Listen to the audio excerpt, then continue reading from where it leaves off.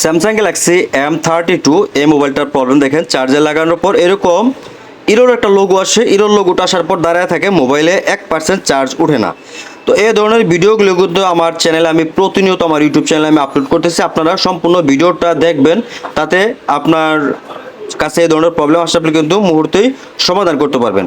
দেখেন এই মোবাইলটা আমি স্টেপ বাই স্টেপ আপনাদেরকে কাজ করে দেখাবো। এই মোবাইলটা কোনো কাস্টমার না, একটা টেকনিশিয়ান ভাই আমার কাছে নিয়ে আসছে, উনি হেল্পের জন্য আসছে। তো আমি ভাবলাম ভিডিওটা করে রাখি, এই ভিডিওটা অন্য কোনো টেকনিশিয়ান ভাই দেখলে তার অনেকটা হেল্প হবে। দেখেন লজিকটার অবস্থা, এই লজিকটার মধ্যে প্রচুর কাজ করা হয়েছে, বাট সমস্যার সমাধান হয় না। দেখেন এই দেখান থেকে অনেকগুলো পার্টস কিন্তু নেই। তো একজ্যাক্ট আপনি মিটারের সাহায্য নিতে হবে, যদিও আমি এটা কিন্তু সময়টা বাঁচানোর জন্য আমি মিটার দিয়ে আগে চেক দিছি কোথায় প্রবলেম, এবং শর্টকাটে ভিডিওটা আপলোড করছি। অনেক সময় রেজিস্টারগুলো শর্ট হয়ে গেলে, রেজিস্টারের বেলও নষ্ট হয়ে গেলে এ ধরনের প্রবলেমগুলো হয়।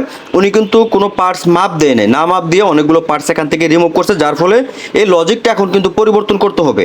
তো এটা নষ্ট, এর জন্য পরিবর্তন করতে হবে। যদি আপনার কাছে এ ধরনের কাজ আসে, আপনি কিন্তু লজিকটা নষ্ট কিংবা পরিবর্তন না করে এই যে রেজিস্টারটা দেখতেছেন, এটার একটা মাথা তুলে কিংবা রিমুভ করে দিলে আপনার সমস্যা 100% সমাধান হবে।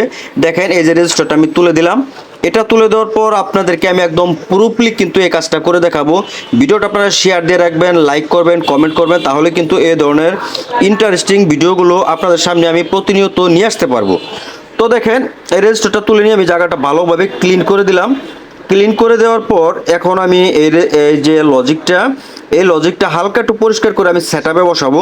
সেটআপে বসে মোবাইলটা আমি চালু করে দেখবো সমস্যাটার সমাধান হলো কিনা।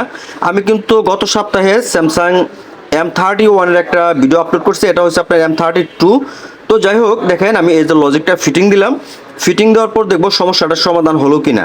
একদম স্টেপ বাই স্টেপ কিন্তু কাজটা আপনাকে করতে হবে। এটার মধ্যে আপনার কোনো রকম হিট কিংবা কোনো রকম আপনার যে ভোল্টেজ প্রবলেম যদি হয়, অযথা হিট দিয়ে লাভ নেই। আপনি স্টেপ বাই স্টেপ ইউটিউবে ভিডিওগুলো সার্চ দিয়ে দেখবেন, তাহলে আপনার সমস্যাগুলো সমাধান হবে। বর্তমান দেখেন এই যে মোবাইলটার সমস্যা দেখেন, অলরেডি কিন্তু এই যে সমস্যার সমাধান হয়ে গেছে, অ্যান্ড এই যে চার্জ নিচ্ছে। তো এই ধরনের ভিডিওগুলো আপনারা যদি পেতে চান, তাহলে অবশ্যই আমাদের ভিডিওর মধ্যে লাইক করবেন, কমেন্ট করবেন, চ্যানেলগুলো সাবস্ক্রাইব করে রাখবেন, যাতে পরবর্তী যে নেক্সট যে ভিডিওটা আমরা আপলোড করব, সেটা আপলোড করা মাত্র প্রথম অবস্থায় যাতে আপনার মোবাইলে চলে যায়। তো দেখেন আমি আবারও আপনাদেরকে যদি দেখাই, দেখেন দেখেন এই যে মোবাইলটা কিন্তু অলরেডি যে চার্জ নিচ্ছে, যদিও আমি সেটআপ থেকে আমার টেবিল থেকে বের করে নিয়ে আসছি, তারপরে দেখেন এই যে চার্জ কিন্তু অলরেডি নিতেছে। তো আজকের ভিডিওটা ছিল এই। আপনারা নেক্সটের ভিডিও আসার আগ পর্যন্ত ভালো থাকবেন, আমার ভিডিওগুলো কন্টিনিউ করবেন। আমরা কিন্তু লং ভিডিওর পাশাপাশি অসংখ্য শর্ট ভিডিও আপলোড করতেছি। অ্যাক্টিভ থাকবেন, তাহলে আমাদের কাছে নিত্য নতুন ভিডিওগুলো আপনারা সবার আগে পাবেন।